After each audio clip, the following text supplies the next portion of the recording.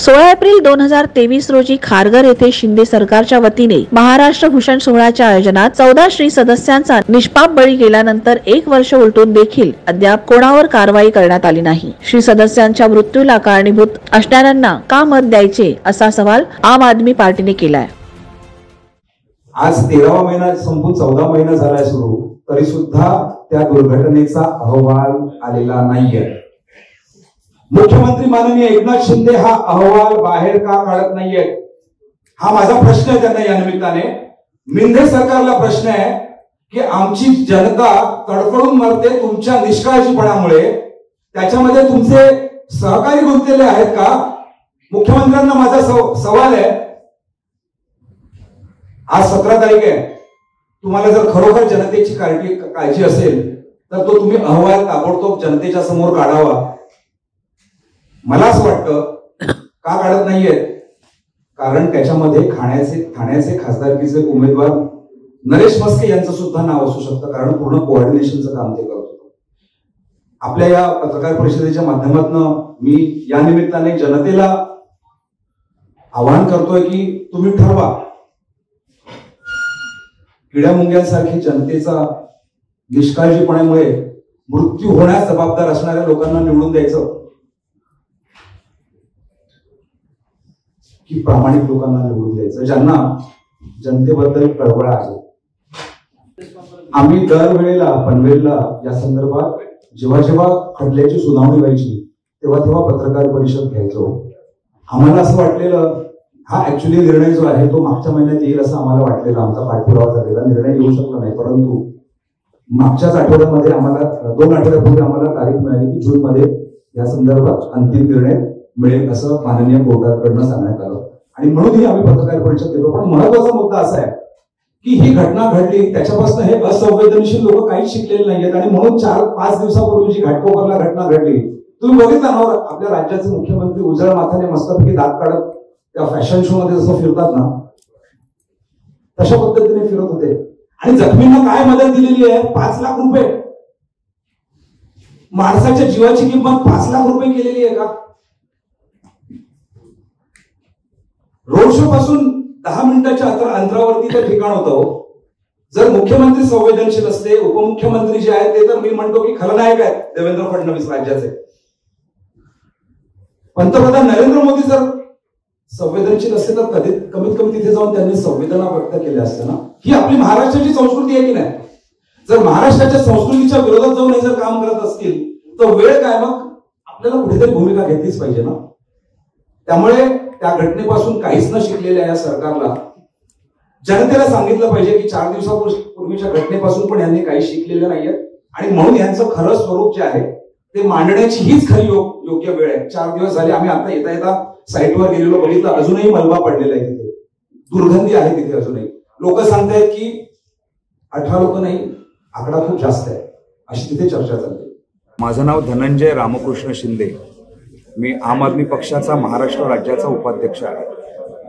आपल्याला कल्पना आहे की 5 दिवसापूर्वी मुंबईमध्ये जो वादळी वारा सुटलेला त्याच्यात घाटकोपर येथे एक मोठा अनधिकृत होर्डिंग पडून त्याच्या दुर्घटनेमध्ये जवळजवळ 18 जणांचा मृत्यू झाला असून शेकडो नागरिक इंजर्ड झालेले आहेत, जखमी झालेले आहेत।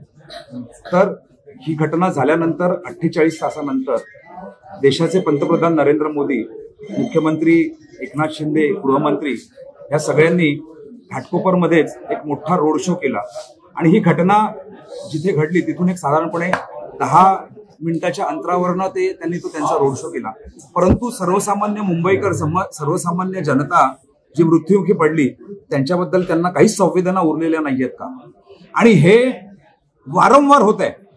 आपल्याला कल्पना आहे की महाराष्ट्र भूषण हा सगळ्यात मोठा पुरस्कार आहे।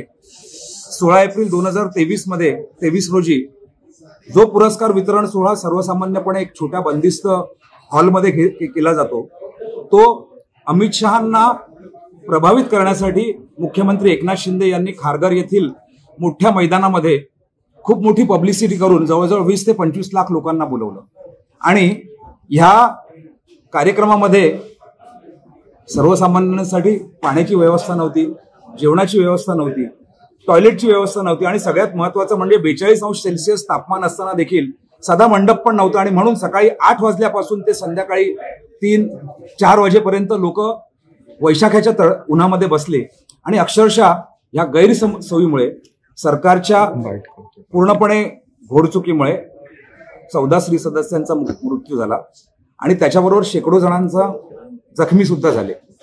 ह्या आयोजनाची जबाबदारी महाराष्ट्र सरकारने घेतलेली, पण त्याचबरोबर आपल्याला कल्पना असेल की मुख्यमंत्र्यांचे जे जवळचे सहकारी आहेत आणि आपले ठाण्याचे जे आत्ता लोकसभेचे उमेदवार आहेत नरेश म्हस्के, ते सुद्धा ह्या कोऑर्डिनेशन प्रक्रियेमध्ये होते. या संदर्भात आम आदमी पक्ष गेल्या वर्षभरापासून आपण पनवेल कोर्टामध्ये केस दाखल केलेली आहे. 156(3) खाली या संपूर्ण घटनेची चौकशी करून आयोजकांवरती सदोष मनुष्यवधाचा गुन्हा दाखल केला पाहिजे अशी आमची मागणी आहे. आणि लोक एवढी मरून सुद्धा यांच्या संवेदना किती बोथट झालेल्या आहेत. आयोजक जर ठाण्यातनं उमेदवारीसाठी उभे राहतात आणि असा निर्ढवलेला माणूस ज्याला जनतेबद्दल काही संवेदना उरलेल्या नाहीयेत, अशा माणसाला आपण लोकसभेवरती निवडून द्यायचं का, हा या निमित्ताने मी सर्व बांधवांना प्रश्न करतोय. आम आदमी पक्ष कोर्टात गेलेली आहे. या 2 आठवड्यापूर्वी आम्हाला कोर्टाने सांगितलं पुढची तारीख दिलेली आहे 26 जून आणि त्या दिवशी निकाल अपेक्षित आहे. ज्येष्ठ विधिज्ञ असीम सरोदे, ऍडव्होकेट जयसिंग शेरे हे आमचे वकील आहेत आणि आम्हाला खात्री आहे की सर्व या स्त्री सदस्यांना, त्यांच्या आत्म्यांना, त्यांच्या कुटुंबियांना न्याय देण्याचं काम आम्ही करू. परंतु या निमित्ताने संधीसाधू शिंदे, फडणवीस आणि पवार सरकारचा 4 दिवसाच्या घटनेमुळे सुद्धा पुन्हा एकदा राक्षसी चेहरा, विकृत चेहरा, असंवेदनशील चेहरा पुढे आला असल्यामुळे या 20 तारखेला जी निवडणूक होणार आहे, आमचं स्पष्ट मत आहे, आम्ही आम आदमी पक्षाचे कार्यकर्ते आहोत, अशा राक्षसी मनोवृत्तीच्या, सैतानी मनोवृत्तीच्या उमेदवारांना आणि त्यांच्या पक्षाला अजिबात मत द्यायचं नाहीये.